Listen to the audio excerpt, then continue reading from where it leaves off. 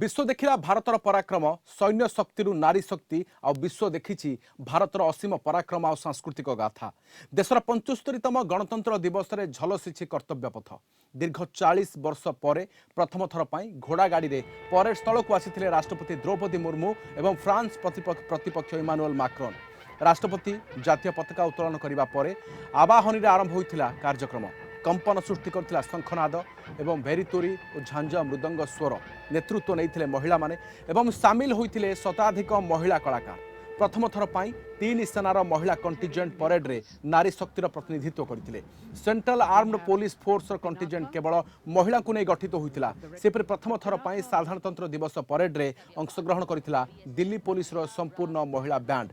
कर्तव्य पथरे parade करथिला France सेनार contingent. यहाकू France पाई सम्मान बोली कहछन्ती इमानुएल मैक्रोन। अधिक सूचना पे आम सहित दिल्ली ब्यूरो चीफ आशुतोष राउत अच्छी। आशुतोष, आज गणतंत्र विश्व पाई गोटे उदाहरण एवं अति पुराणा बंधु प्रतिपक्ष एठारे उपस्थित रही भारतर एवं ये अमृत कालर अमृत महोत्सव गणतंत्र दिवस आज झलक देखी विश्व पूरा। निश्चित भाव राधेश्याम महिला राष्ट्रपति ओडिशार मैडम द्रौपदी मुर्मू आज जितेबाला पताका उत्तोलन कले कर्तव्य पथरे से समग्र विश्व देखिला भारतर महिला शक्तिर निदर्शन स्वरूप महिला राष्ट्रपति एवं महिला एमसीसी ठारू आरंभ करी मिलिटारी पर्यंत आर्मी नेवी एयरफोर्स तीनोटी जाक विंग जितेबाला आसिला परेड से कंटिजेंट जितेबाला आसिला महिला कंटिजेंट कमांडर अधिकांश जगार आम देखिले महिला शक्ति नारी सशक्तिकरण जो निदर्शन स्वरूप आज कर्तव्य पथरे जितेबाला देखिला दुनिया रिपब्लिक डे भारत वर्ष रे केमिति पालन करा जाए महिला माने केते दूर उत्थान करि पारिछंती। राफेल मध्यम महिला माने उड़ैछंती। सेही फ्रेंच प्रेसिडेंट जितेबाला रहिले तांकर निश्चित भाव में फ्रेंच रो दुईटी कंटिजेंट आसीथिला सेमाने जेतेबाला कर्तव्य पथरे गले सेमानक पई एटा गर्वर एवं गौरवर विषय बोली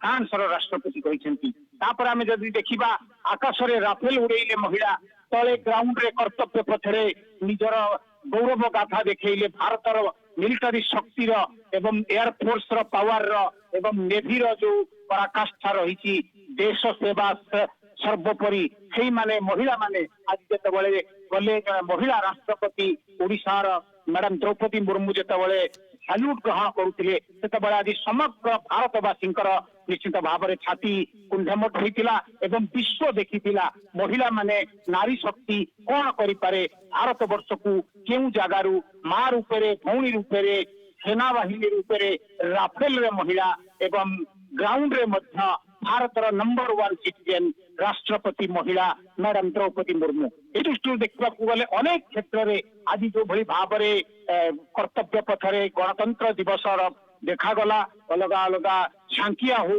जितेबाला ओडिशार छांकी से रही रघुराजपुर जो कंदर्प हस्ती से रही महिला उत्थान एवं जो भली भाव में नवीन पट्टनायक सरकार मिशन शक्ति माध्यम जो भली भाव में महिला उत्थान कार्यक्रम नहीं 75 लाख महिला जो भली भाव में सशक्तिकरण तारी निदर्शन स्वरूप आज राधेश्याम आप देखिले जो भली भाव में जितेबाला कर्तव्य पथरे भारत रे गणतंत्र दिवस रे ओडिशार जो प्रज्ञापन मेढ़ जो आज जाइथिला नारी शक्तिर मिशन शक्तिर निदर्शन स्वरूप सेटा मध्य निश्चित भाव में पूरा विश्वर आज आकर्षण करिछि दृष्टि। ए दृष्टि देखा गले अनेक क्षेत्र में आज जल स्थल एवं आकाश तीनोटी जगह केवल महिला महिला एवं महिला एवं भारत वर्ष रे महिला माने पल्ली दिल्ली भली आसी आज पल्ली आसी राष्ट्रपति हवा पल्ली आसी राफेल उड़ाइबा पल्ली आसी गणतंत्र दिवस रे